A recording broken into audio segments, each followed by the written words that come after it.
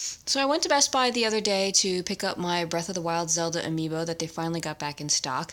And I went down the aisle to see if they had any amiibos that I may not have had, but they didn't. However, I had come across this Link that was next to the amiibos. He is fantastic. I showed a picture to my husband while I was there, and he's like, we just have to have him because this is such a cool statue.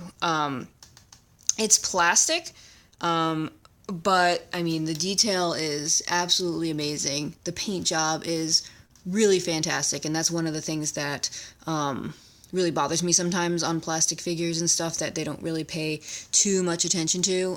Usually a messy paint job, but they had like 2 or 3 of these there, and each one looked perfectly fine. I was just picking it out based on which box looked better, even though I was taking them out of the box anyway.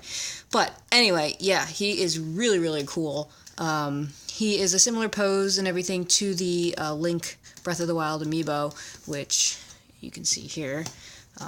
Obviously not as much detail and stuff on like a $15 figure.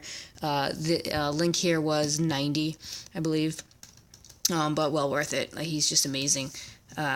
Color, right down to the color and to the accuracy. It's really nice. This is by Burst 4 Figures, from the Breath of the Wild. And yeah, and then while I was leaving the aisle, I stumbled across a Twilight Princess Link, which I wasn't too fond of. It's just not my cup of tea. But this Ganondorf was next to it, and like, he just caught my eye. He was so cool and so just powerful looking. He's not one of my super favorite characters, but I mean, he is super cool looking. He just came in the mail today, so that's why I figured I'd do this video now.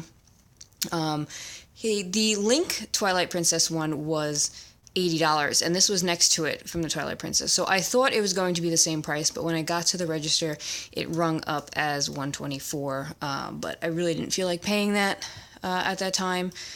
With the Link I was getting, it was just too much for me, especially since he's not a must-have character for me. So I put him back, and I checked Amazon when I got home, and it was on there for $80 from a third-party seller and shipped by Amazon. So I went for it, which is usually pretty risky for plastic figures like this. Like I said, with the paint job is usually my biggest concern. I usually end up with really crappy paint jobs when I do stuff like that online, but it's not. It's amazing. Just like if I were to buy it in person, the detail, again, amazing. This is a different company. I think this is Dark Horse. Came in a box like this, like a little window. You can see him in there. He is a bit heavier plastic than the Link here. This is kind of hollow and kind of really light. He's heavier, more solid than Link, but the detail is just as good. And yeah, so I mean, the base is, nothing really to write home about, and I gotta try and fiddle and get him on the pegs, because I think I might stretch out his feet a little bit, because it wasn't really going on really easily, but I'll do that afterwards. So yeah, I highly recommend these for your collection if you were on the fence and wanted to see what they look like.